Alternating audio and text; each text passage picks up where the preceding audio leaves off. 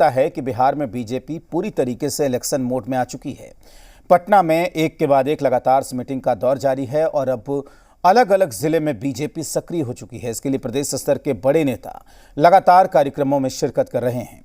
बिहार के स्वास्थ्य और कृषि मंत्री मंगल पांडे सिवान पहुंचे। उनके साथ पूर्व उप मुख्यमंत्री रेणु देवी भी थीं। यहां उन्होंने सिवान के महाराजगंज के बलिया गांव में बीजेपी जिला कार्य समिति की बैठक की। इस दौरान बीजेपी नेता और कार्यकर्ता वहां पर जमे रहे। इसी तरह की मीटिंग बगहा में भी हुई। यहां बीजेपी विस्तृत बगहा जिला कार्य समिति की बैठक में केंद्रीय मंत्री सतीश चंद्र दूबे भी शामिल हुए। इसके अलावा बिहार सरकार के मंत्री जनक राम ने भी बगहा से हुंकार भरी। पार्टी का दावा है कि 2025 के चुनाव में बिहार में एनडीए के आगे इंडिया गठबंधन का सुपड़ा साफ हो जाएगा। जाहिर है कि सत्ताधारी दल की तरफ से दावे किए गए तो विपक्ष ने पलटवार किया, लेकिन इतना तो तय है कि बिहार में बीजेपी ने पार्टी स्तर पर इलेक्शन का बिगुल फूंक दिया।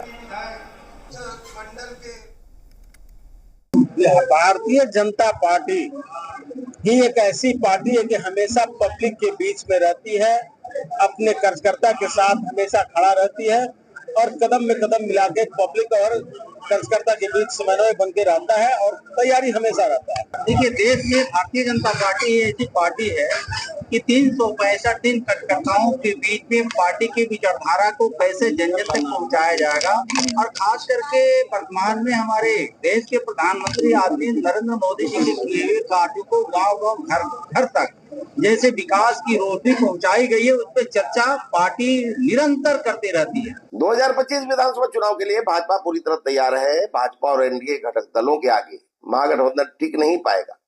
2025 चुनाव को लेकर भाजपा ने बूथ स्तर तक अपनी तैयारी मजबूत कर ली है। जनता को भाजपा पर भरोसा है और सरकार पर विश्वास है। 18 वर्ष तक राज्य के मुख्यमंत्री रहे। देश के इतिहास में प्रथम व्यक्ति यह है कि राज्य के मुख्यमंत्री रहे, लेकिन हमसे राजनीतिक असहमति के बावजूद नीतीश कुमार जी के विकास को कोई नहीं नकारता है, हमारे विरोधी भी नहीं नकारते हैं। तो स्वाभाविक है 177 सीटों पर हम विगत लोकसभा चुनाव में आगे रहे।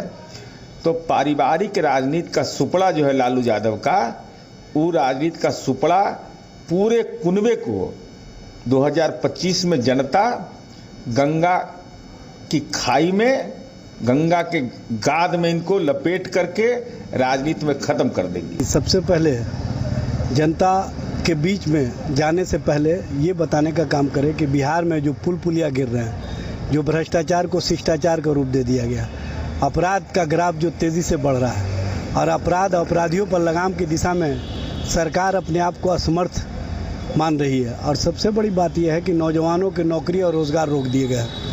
नौजवानों के भविष्य को कहीं ना कहीं ये लोग आरक्षण की व्यवस्था के अंतर्गत रोकने का काम कर रहे हैं।